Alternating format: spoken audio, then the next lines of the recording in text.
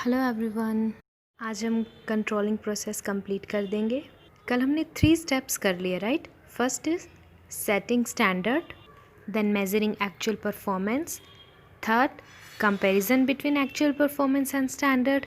Now today we will do the fourth and fifth step, and the fourth one is analysing deviation.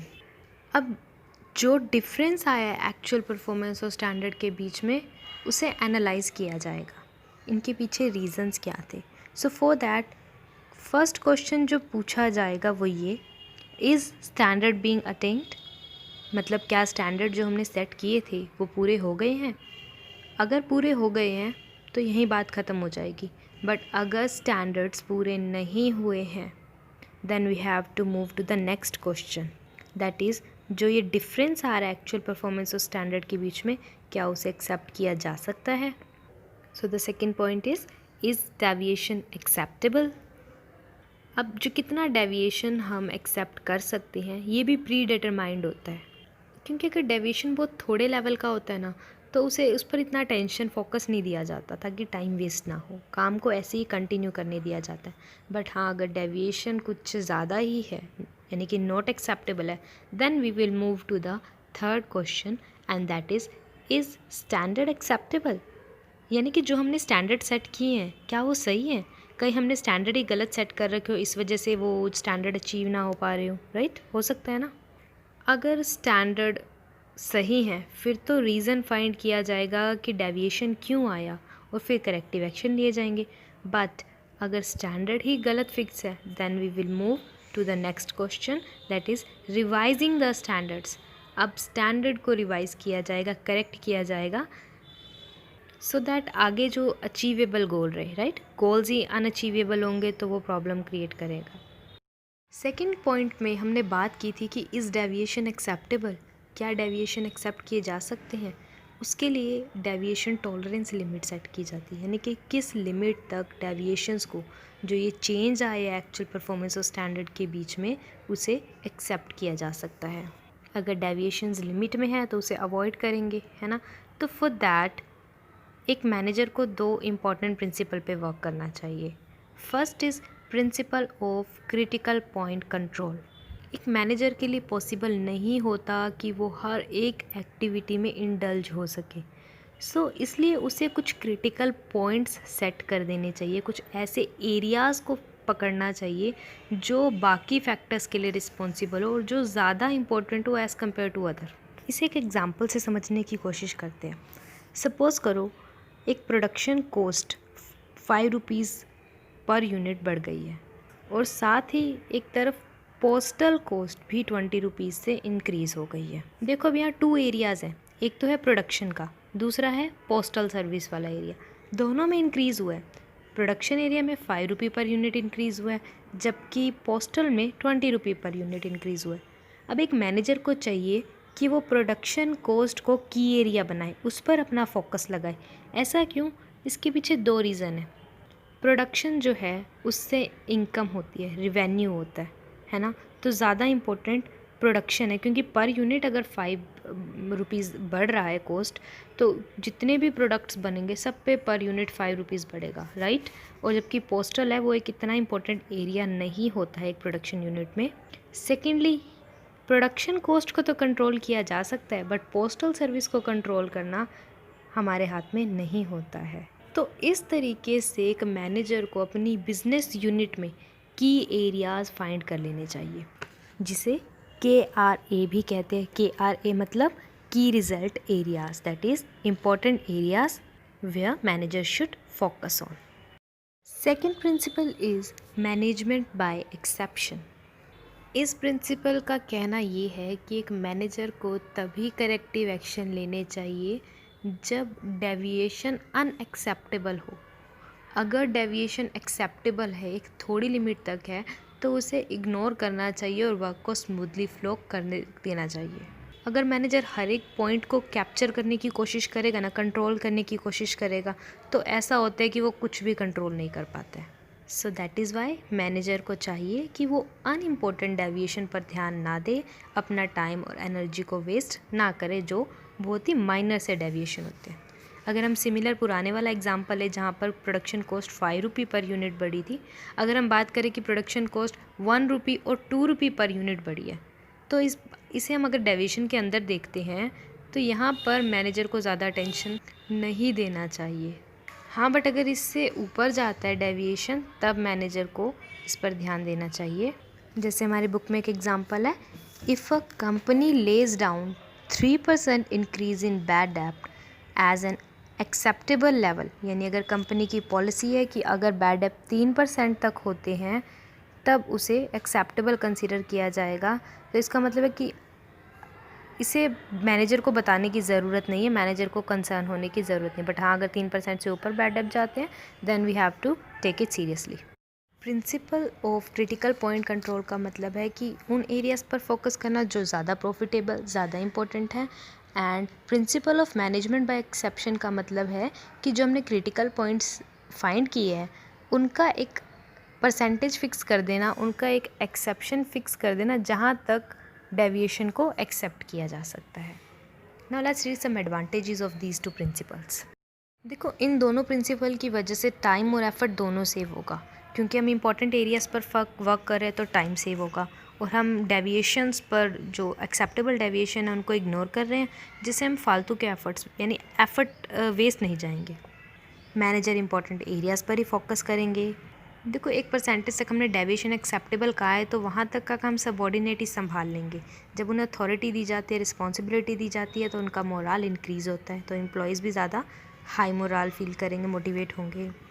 Important problems को जल्दी से find कर ले अगर, तो लॉस को अवॉइड किया जा सकता है। There can be many causes of deviations like human cause, uncertain cause, various hurdles and wrong standards. Human cause मतलब ऐसे कारण जो एम्प्लॉय से रिलेटेड है, एम्प्लॉयज़ लेज़ी है, एब्सेंट ज़्यादा रहते हैं। अनसर्टेन इवेंट्स मतलब स्ट्राइक हो जाना, लॉकआउट हो जाना, रॉ मटेरियल की शॉर्टेज या कंपटीशन का आ जाना। वेरियस हर्डल्स, मशीनरी ख़राब हो जाना, रिपेयर नहीं होना, इलेक्ट्रिक सप्लाई में प्रॉब्लम आना, ये वेरियस हर्डल्स और भी आ सकते हैं। एंड रॉन्ग स्टैंडर्ड मतलब स्टैंडर्ड्स ही गलत फिक्स कर रखे हैं। जब एम्प्लॉयज़ को गोल ही नहीं पता, गोल्स ही अनअचीवेबल सेट है, तो एम्प्लॉयज़ का मोरल भी डाउन हो जाता है। So there are some reasons, some causes of deviations. It is important to find out the cause so that corrective action can be taken on time. And this is our 5th step, taking corrective actions. तो अब हमें कारण पता चल चुका है 4th step में क्या जो प्रॉब्लम हुई उसका कारण क्या था, डेविएशंस के रीज़न क्या हैं। अब टाइम है उन हर्डल्स को रिमूव करने का। So first point is to remove deviation in the actual performance. अगर मशीनरी ख़राब है तो उससे रिपेयर करवाओ, अगर एम्प्लॉय डीमोटिवेट है तो उन्हें मोटिवेट करो, रॉ मटेरियल की शॉर्टेज रहती है तो उस शॉर्टेज को दूर करना। तो इस तरीके से करेक्टिव एक्शंस लिए जाते हैं। और बात यहीं ख़त्म नहीं होती, ये भी ध्यान रखना पड़ेगा कि इन फ्यूचर ये सेम प्रॉब्लम दोबारा ना आए, इसलिए डेविएशंस की रीज़न्स को डीप में पढ़ना ज़रूरी है। अगर मशीन डिफेक्टिव रही है तो क्यों रही है, कितने टाइम बाद इसे रिपेयर की ज़रूरत पड़ती है, ताकि इसके ख़राब होने से पहले ही रिपेयर करवा ली जाए, काम को बीच में रोका ना जाए। कुछ फैक्टर्स को ध्यान में रखना चाहिए while taking corrective actions which are: first, corrective action should be taken only after a careful inquiry into the causes of deviations. पहले carefully and in depth inquiry कर लेनी चाहिए जो डेविएशंस के रीजंस हैं उनकी। Second, if the wrong standards had been established or determined, they should be modified. Wrong standard को correct कर लेना चाहिए. Third is, corrective action should be taken only by the manager who is directly connected with the work. उसी manager को लेनी चाहिए corrective action जो उस वर्क से कंसर्न रखता है. Fourth is, action should be immediately taken so that loss can be avoided in future. तभी के तभी एक्शन लेना चाहिए ताकि फ्यूचर में लॉस ना हो। अगर ज़रूरत पड़े तो पॉलिसी, प्रोसीजर और रूल्स में भी चेंजेस कर देने चाहिए। यह है 5th step. As you can see in tool kit 6, यहाँ कुछ कॉजेज़ ऑफ डेविएशन और किस तरीके से करेक्टिव एक्शन लिए जा सकते हैं वो गिवन है। First is defective material. अगर मटेरियल डिफेक्टिव है तो उसकी क्वालिटी स्टैंडर्ड चेंज कर लेना चाहिए। रॉ मटेरियल चेंज कर लो तो फिनिश गुड भी क्वालिटी में इम्प्रूव हो जाएगा। मशीन डिफेक्टिव है तो रिपेयर करवा लो। मशीन ऑब्सोलेट मतलब बहुत ही पुरानी टेक्नोलॉजी की हो चुकी है तो उसे मॉडर्नाइज करवा लो, मॉडर्न ले लो। डिफेक्टिव प्रोसेस है तो प्रोसेस चेंज कर दो। Physical condition of work poor है तो एक basic facility light, hygiene, water and if any other like air, तो ये सारी फैसिलिटीज़ प्रोवाइड करवा दो।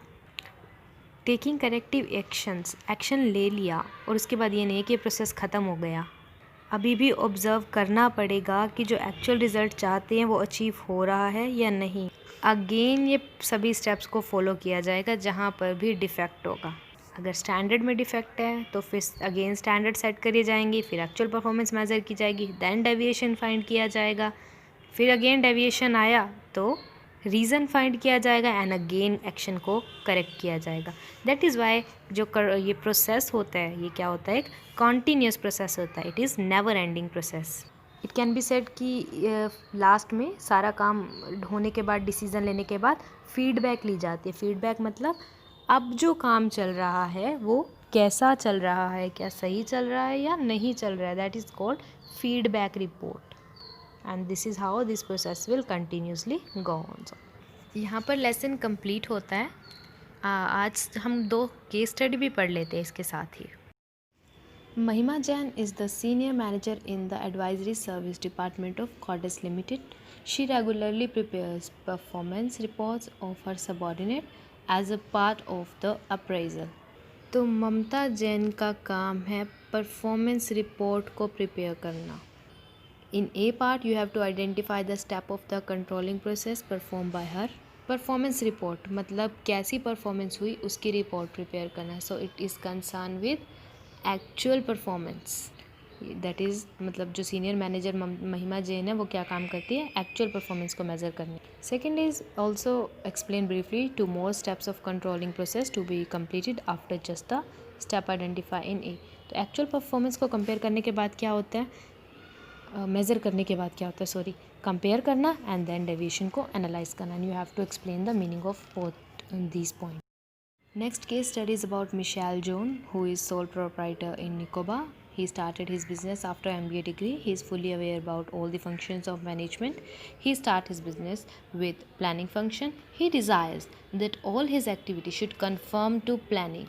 To this effect, he has adopted a system that keeps a constant watch on all activities of business. Consequently, there is zero possibility of adverse results. तो Michel जो John है वो निकोबार में काम करता है, इस सोल प्रोप्राइटर, उसे सब फंक्शंस पता है और उसने अपना बिज़नेस जो है प्लानिंग फंक्शन से स्टार्ट किया। वो चाहता था कि सभी काम जो है उसकी प्लानिंग के अकॉर्डिंग ही हो, तो उसके लिए उसने एक सिस्टम जनरेट किया जो उस बिज़नेस की सभी एक्टिविटीज़ पर नज़र रखता था, ध्यान रख सके, और इस वजह से जो एडवर्स रिजल्ट आई ही नहीं, जो प्लान किया था वही रिजल्ट आया।